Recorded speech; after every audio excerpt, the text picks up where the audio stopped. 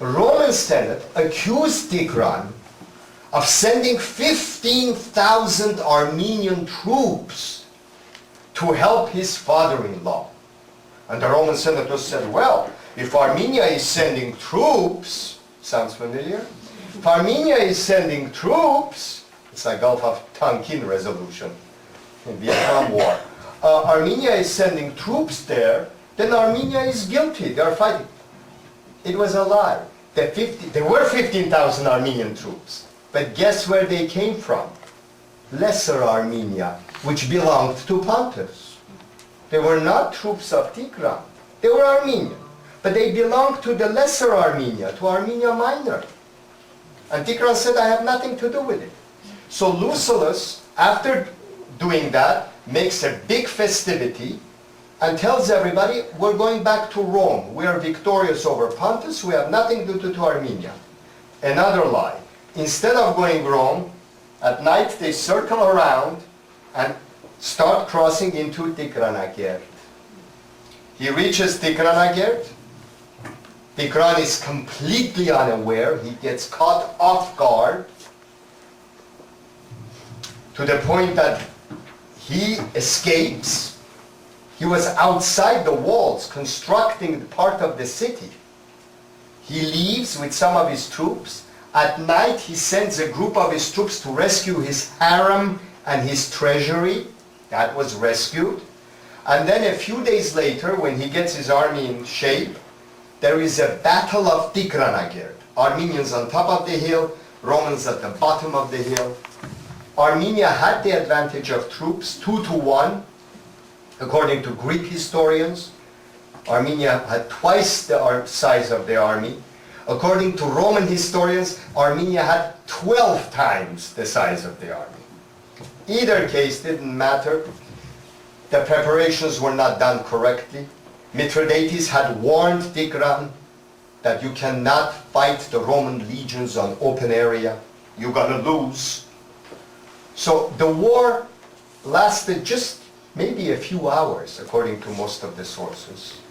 And Tigran's army withdrew. Tigranagert was left surrounded. The Armenians inside defended Tigranagert for over a month.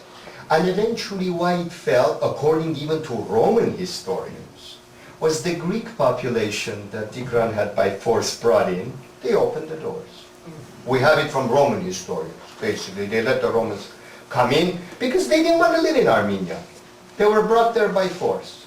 Tigranagert falls, all the treasure, whatever was left is looted, taken away. But Tigran has learned his lesson. Together with his father-in-law, now they have a guerrilla warfare against the Roman army in the mountains of Armenia. Because Lucullus now is moving towards Artashat, the old capital of Tigran. He wants to completely take over Armenia as well. Well, he can't do that. It's in the mountains of Armenia that day and night the Armenians and the Pontic cavalry and the troops raid the Romans, run up the mountains. Raid the Romans, run up the mountains. And we have 4 months of this going on. Rome suffers unbelievable casualties, according to Roman historians. There were special arrows devised by the Pontic and the Armenians that when they entered the body, they opened up. So when you try to pull them, a large number of flesh would come out and you wouldn't survive. And great detail, all these battles and the maps, everything is in the book. I didn't want to give you 14 maps, but it's in the book. And it shows all how, step by step. Eventually it reached the point that the Roman army refused to march to Artashat. Lucullus went from tent to tent begging. They said no. They dropped their arms, they marched back to Syria. Lucullus was replaced. And in the year 66 BC, a new general was appointed, a different, a smart general, the famous Pompey. This is the same Pompey who was a friend of Julius Caesar, the same Pompey that goes to Egypt later on and gets killed in Egypt. It's the famous, great Roman politician, diplomat, and general. He comes in, he realizes you can't fight Armenia this way. You can't fight Pontus and Armenia in this manner. The first thing he does is sends ambassadors to Iran, to Parthia. He says, you want your valleys back? You want Atropatena, Adiabene back? Let's make a deal. You attack from one side, I'll attack from another. And after we defeat the Pontus and the Armenians, Iran can get its lands back. Parthia wasn't unhappy about this because Tigran, after he had taken all these areas, took the title of King of Kings, which was the title of the Iranian king. Only the Iranian king kept on calling himself the King of Kings. Now Tigran, after he became the emperor, his new coins, I don't know if you have seen the new, it's the same front. The front is the same. But in the back, instead of saying Tigranos Basileus, it says Basilei Basileus, King of Kings. Okay, so those coins are rare because they were a few years only. If you can find those, because Tigran coins occasionally come in good shape, about $2,000, $3,000 a piece. These tetradrachmas, they're very heavy, they're real heavy silver. But those are very rare. And Tigran, I forgot to mention, built a third capital, Antioch. He didn't build it, it was already there. He made it a third capital.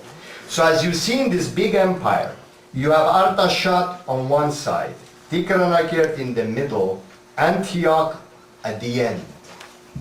And these coins were either minted in Tigranakert for a very short time, because Tigranakert falls. Most of these coins were minted in Antioch, because that's the Greek part, the Greek-speaking part, much more of the empire. Very few were minted in Artashat. So most of them that you buy in the coin collectors, etc., on eBay, etc., occasionally they come in, are the Antioch coins. So, the king of Parthia accepted the idea, began attacking Armenia, and Pompey is now free to push Mithridates completely away. Mithridates runs all the way to Iberia, and from there to an island on the Black Sea. Pompey then from one side, the Iranian king from the other side, are approaching the city of Artashat, where Tigran is sitting. At this worst time, Tigran has a major problem with his boys, his sons. His eldest son, he had 3 sons from Cleopatra. His eldest son from Cleopatra, unhappy with his father's rule, and many of Armenian lords who don't like a strong king collecting taxes and telling them what to do all the time, rebel against his father. His father defeats the nobles, and his eldest son executes his eldest son. His middle son went hunting with father one day.